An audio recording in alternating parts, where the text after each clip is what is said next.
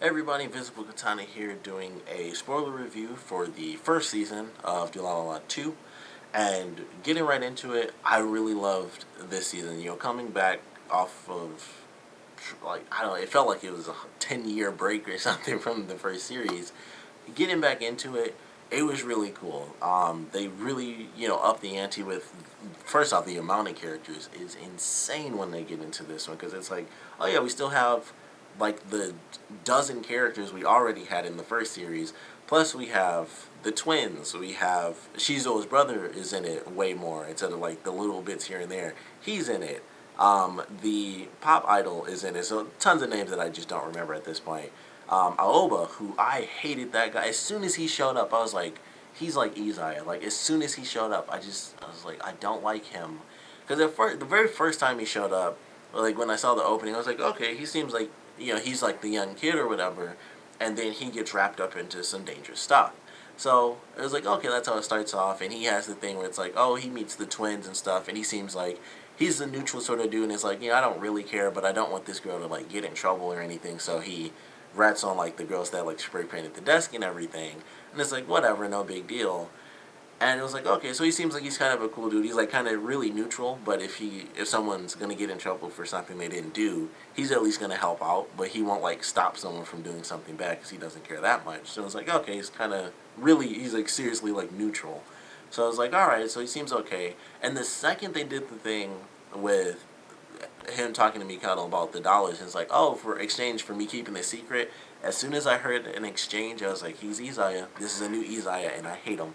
It was automatic, and then of course he just gets worse. So he's like the one new character I remember by name, because it's important to remember who that guy is. So Oba and just everything that I like, everything they did in this first season was just crazy. Like it kind of blew my mind. Like I love the first series, but this first season, like combined with everything I knew and how everything kind of built up, this like blew the first series out of the freaking water. And the way they ended it, and just how it like scared me with what they did with Mikado, I was so freaked out.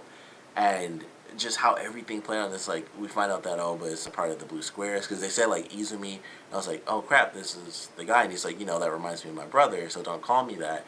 So we find out he's a part of the Blue Squares, and it was like, okay, so that's really freaking bad. I'm still confused, even though I finished the second season. He knows who Isaiah is.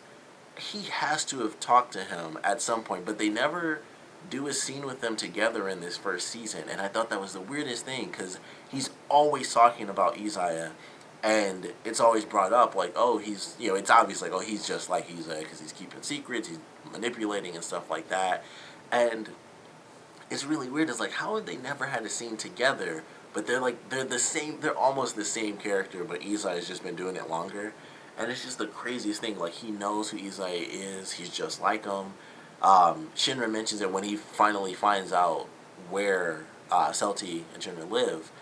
He's like, oh, I want to keep, I can keep your secret and everything about where you live, which was another thing that got a little scary this season as well. Is like they seem to be a bit more out in the open. Like a lot of people, especially with Celti always being chased by the cops, is like it seems like it's getting closer and closer to eventually they have to leave, where they are because they're like people always getting hurt. So it's like come with us, and then other crap is happening, so they have to take off, and other random things happen like Celti going up against the assassins where she like tags the motorcycle ends up backfiring, and that's what leads Oba and his team to their apartment, and it's like sweet, we found them and stuff. So it's just like a lot of crazy stuff, and I was like, things kept happening where more and more people seem to find them, and I was really worried like something might happen where they get busted and they're gonna have to like take off, and maybe it would just end up with them moving to another part of the city. But it just seems so risky. Like, man, a lot of people seem to be showing up at their apartment now,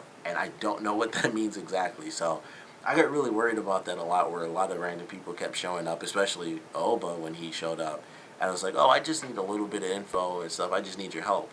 So, it just, that scared me. That was the thing that they introduced that kind of freaked me out. Then we have, they've kind of upped the ante from like, oh, it's just a little gang war to like full on Yakuza style gang war.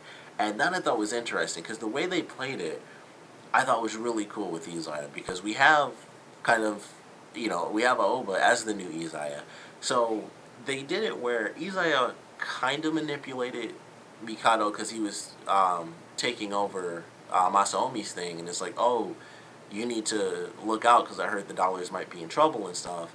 And that's why I think Oba and Izaya had to have met at some point, because it's like that's how Oba in general knew that Mikado even led. I'm like, he had to have known that because of Izaya, but it was always weird. Like, he got all this extra information, and he says like, oh, I have my own network and stuff, and that may have been from season 2, but that's like, that's not a spoiler. But he says that at some point. Hopefully that is this season. But that was just another thing where I'm like, he says that, but I'm like, I'm pretty sure he got his info from Izaya. So it was just really weird and stuff. And so we have, Izai, who's kind of manipulating Mikado because he takes over as Masaomi's profile. And it's like, oh, you gotta look out for the dollars and stuff, and whatever is going on, you should probably step away from it. And that was his little bit of manipulation. And then he steps away from that to do, like, bigger, badder things. And then Oba takes over for the small gang war, and then Izaya is manipulating the big gang war. So they still have their two, manipulators for both sides of the wars, or small and big. But Izai was moving on to bigger things to cause an even greater war. And I'm curious, I don't think this was the point, but maybe it's just like it was in the first series, where his whole thing was like, I want Celti's head to react, where, it's like within a battlefield of war, that's when, she reacts or whatever. But he didn't mention that at all, really, so I don't know if that's technically his plan still. Like, I'm just going to cause a bigger battle to see if that works for her head, or, what the deal is there. So I was still a little confused by that. But he's just doing his thing, and it's just crazy. It's simply put, it's just crazy. And then Oba's doing his thing with Mikado, and like I said, when they were reaching the end of the series, of the end of this first season, it was like, all right, we found out who Oba is. He's he's like now the leader of the Blue Squares. I was like, all right, this is bad. Obviously, he's kind of trying to force Mikado to be the leader, and then he kind of does it when the assassins show up, and it's like, the Yellow Scarves show, or yeah, I think it was the Yellow Scarves show up, and it's like, oh, don't worry, boss, you get out of here, we'll take care of this. And so we kind of threw him into the fray as the leader. But then after all, everything happened, and they're on the run from the assassins, and then they meet up with Kadota and the rest of the group, and everything goes crazy. We find out that during that scene, Mikano wasn't like freaked out or anything. He was kind of happy. Like, he gets amped up now by all the crazy action. And then by the end of the season, when he has the scene with Oba where it's like, we need a contract, he's like, okay. And he stabs him in the hand. I was like, I never would have expected that from Mikado Rigamine in this series. And he stabs him in the hand. And it's like, okay, he does like the crazy effing, like, I'll destroy everything and, everyone and everything move. And then it's like, all right, great. And then he's like, oh, we should bandage that up. And it's like, I don't even, that's like some serial killer type stuff. And it freaked me out. I was like, that's super cool, because I didn't expect it, but at the same time, I'm like, this isn't the same guy. And it freaks me out a little bit. And he's taking over to get rid of the bad seeds within the dollars as the new leader of the Blue Square. So he's leading both groups. Although, of course, with the dollars, it's like the whole point is that they don't have rules or really too many commands from the leader. He doesn't exactly say, you have to do this or do that. Just, hey, can you help me do this or do that? So just the idea that he had, it's one of those do horrible things for great reasons. And at the same time, it's not really horrible either, because he's beating up the bad guys. It's like a really vigilante sort of deal. But obviously Oba is the crappy one, so it's like he needs to be careful, and he's being manipulated and stuff, but he's not being manipulated, because he's like, don't F with me, I'll stab you in the effing hand. And then switch to a complete 180, like, oh man, let's bandage that up. Great job, guys. So it's just crazy it was crazy to watch that as it went towards the end of the season. And it just freaked me out. I was like, I don't know what's happening. And season 2 just made it worse, which I, of course, did the other, in the review I'm going to do for that after this video. But that whole thing, like, it started off where I was like, oh man, I don't want him to get tricked and manipulated. And then it's like he's not even being manipulated. He knows what's happening, and it's like he doesn't want to do the whole leader thing. But then it's like, you know what? These people are a part of this group that I made. I want this group to only be a good group. And so I have to do certain things to make that happen. So I have to be the new leader of the Blue Squares, even if that means I'm somewhat being manipulated, but not really because I know I'm being manipulated. So it's kind of just like, whatever. Technically, you guys still do as I say. So what do I care if you're trying to use me as well? Because I'm still getting what I want done. You can still get what you want done too. So, fair trade, I guess. And that it's just crazy. And I just love, that was my favorite thing. Like Mikado's transition from the first series and even the beginning of this season to the end was my favorite thing, the whole first season. And really, at this point, it's still my favorite thing even through the second season because it's just getting better and better. And I just couldn't help but love it. I'm like, man, I don't know what to really think about this, but it's scaring me, but it excites me at the same time because I'm like, I don't know if they're going to do anything crazy like somebody dies, but I was like, I don't know if he's even going to live through this because it seems so insane. And it's an actual gang war, and now he's dealing more with the actual fighting because he's going with the Blue Squares and going against the gang members of the Dollars and stuff. So it just got effing nuts. Like, that's really, like, I mean, obviously that's the overarching thing outside of the new gang war with the Yakuza and stuff, the Awakasa, or is it Awakusu, that's what it is, the Awakusu group. That's like the big thing, and with it being, a character that is one of the main three, really like the main character, even from the first series, that's why that sticks out even more than Izaya kind of manipulating the new actual Yakuza group, because even if it's bigger, it's like we've seen this character already through like 22 episodes of the first series, and then this happens, and it's like, man, I don't really know what to think. It's really crazy. So that was nuts. We got the new spy characters, the Russian characters. I actually like them. I thought they were pretty awesome when they get introduced. Which I thought it was funny. They don't come in until like closer to the end of the season, but they're in the opening. Like the woman with the blonde hairs on the motorcycle. Honestly, from her opening, I was like, oh, is she like a motorcycle racer or something? Because she didn't show up forever, and then she finally attacks Celti, and she tries to kill her. And I was like, oh, okay, she's an assassin that they brought in, but it took forever for them to get to her and the other guy. So it was just really crazy because I'm like, man, I hadn't seen these people. Who are they? And it just took forever to finally get to them. But I love that.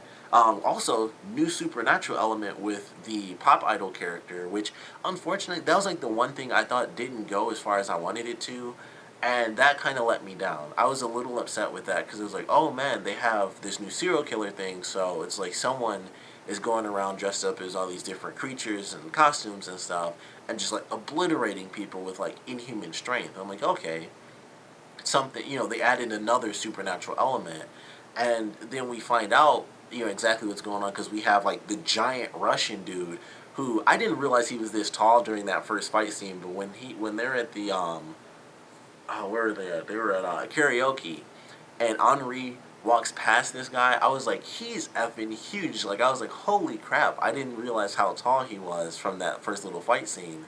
And it was nuts. Like, he was so freaking tall. And they didn't really go too far with that either. Like, he was just so insanely badass that even Psycho was reacting to him. I was like, that was actually kind of creepy and cool too. But he turned out to actually be an okay guy. Somewhat. Like, we get his backstory, so he is like a super, like a mega assassin killer dude. But he actually ended up being an okay guy with the twins and everything. But just all that stuff I thought was really crazy too. I actually liked like the Russian storyline that they gave us was pretty cool. And you know, this woman, and it really expands, of course, in season 2 more than it does, I'd say, in this season. But I just like what they did with her character, and how all that stuff plays out with them. And I'm trying to remember because I went through all these episodes so close together. I'm trying to remember what is in the first season and what's in the second season because I'm like, I don't want to say this. Like, I only remember like little stuff. I'm like, this I know is in season 2, but this I'm pretty sure is in season 1. So I don't want to say too much about her character, and I'll just kind of do all that in the second season. But I liked her character. I thought they were both fairly cool. They really tried to get the job done and everything, but it was cool. We got more Russian stuff. We got Simon in the past, and also his boss, which didn't realize this from the first series, Had no idea that guy was actually Russian. I just thought they just worked here. I didn't think he was like involved in the stuff that Simon was involved in. And I was like, oh, I didn't know that at all. I was like, Simon, sure, you could kind of tell Simon does some stuff, but I didn't know the other guy, like his boss, was involved in stuff. So that kind of surprised me. I was like, oh, this dude's like really serious. His threats weren't just because of Simon. His threats were like he could do stuff, which I always thought like, if you guys don't take that elsewhere, you guys are gonna get messed up. And he'd throw knives and stuff. It's like, okay, that's simple. You throw a knife. But then it kind of got into a little bit more of his backstory. Like, oh, he's like trained killing. He's trained people to like kill. So I was like, oh, that added a dimension to his character that I didn't really expect to see added. So I actually like that. That was kind of cool. I like some of the new characters from like the Yakuza and stuff, even though they don't say the Awakusu group, and I like how that stuff played out. I thought that was actually really cool. I like the new characters that they introduced us to. We get a lot more of the guy in like the white suit. I don't remember like any of their names just yet. Even though I watched the first 2 seasons, I still don't remember any of their names. But I like that. I thought it was really cool getting to meet them. I actually like their characters and just the way all that stuff played out and some of the connections, like the connections that they have, which once again I'm pretty sure this is in season 1, but a connection with one of our big 3 characters. So I'll just leave that open because I really can't remember if that was the first season or the second season they went into one of those characters' backstories. But the way all that stuff played out and like Shizuo meeting the little girl and it's like, what if she calls you dad and stuff. I thought that was funny too because I'm like, there's no way that's going to be his daughter. And of course it's not. But it was just really good. I actually really enjoyed the new characters. I like how all that stuff played out. Isaiah just getting crazier and crazier. And then the way they kind of, changed things up with his character too, I thought was pretty cool. And Seiji's sister is getting, a lot more devious where she's giving out information that, Isaiah probably doesn't really want done. I was like, I like that for a character because I felt like she didn't have much in the first series, but this kind of, it gave her a little bit more. Still, she didn't have much. It was basically, she'd tell other people secrets, and then Isaiah would basically say, did you say this? And she's like, who knows? She did that like twice in just the first season. I'm pretty sure she may have done it a few times, or maybe once in season 2, which isn't a spoiler. But she kind of, like, it's still very minor stuff, but it was like, okay, it still adds some sort of element to where she's playing a part of the game as well, where Izai is messing with stuff, and she likes to mess with him and see, how all that plays out. So I really enjoyed this first season. I think it led to a great second season, and in itself, it's just an amazing first season, and it's just like, this is kind of terrifying what they're doing with Mikado and, some of the other stuff going around. And like I said, like, the only thing that really disappointed me was the stuff with Hollywood, with the girl who, of course, had yet another tragic story, and we found out that she has like this crazy bloodline or something like that, and her grandmother was like a monster, and she kind of turned out to be the same way. And I would assume it's like Shizuo with the super strength thing, but it's actually in her blood. He's just like crazy superhuman, but she's actually supernatural, and she can do crazy, like, impossible stuff, like the scene where she's in like the suit of armor and she's running down a building, and it's like, okay, I don't know how that works. I thought that was salty for whatever reason. I was like, I don't know why she armored up. That was weird. And then it's like, oh, when they have the big fight scene with the giant Russian dude taking over Banri, and her in the suit, I was like, oh, that wasn't Celti randomly in a suit of armor. That was her dressed up in a suit of armor, which I don't know how she could see through that either. But that was like the one thing. I was like, oh, they didn't really take that super far. And of course, no one found out. And I'm curious. Well, some people, like, the only person that knows is like Shinra's dad, and he's not doing anything. He was just trying to have her captured, and that kind of fell to the wayside because he was like, oh, well, if she got knocked out, then she must not be super special anyway. But of course, he didn't know it was Shizuo that like did a like Dragon Ball Z style Shoryuken and sent her like 3 blocks over a bunch of buildings. So little different, and then she totally healed up super fast, and it just really crazy with the character. And I kind of wish that just went a little bit further, and kind of became more of a main element. Because it was kind of like, oh, that's really cool. And then she kind of just disappeared with Shizuo's brother. And it was kind of just like, yeah, they're dating now. And it's really simple, and there wasn't much to it. Like, oh, I thought she'd be a bigger part of the story, especially as, like, the supernatural serial killer. she just got away scot-free, and there was like nothing to it. So I don't know if they're gonna add to that or what, but I was really surprised that that didn't happen. Like even just within the first season, I would have thought she's a serial killer. Maybe someone else would find it out or something. But there's so much other stuff going on.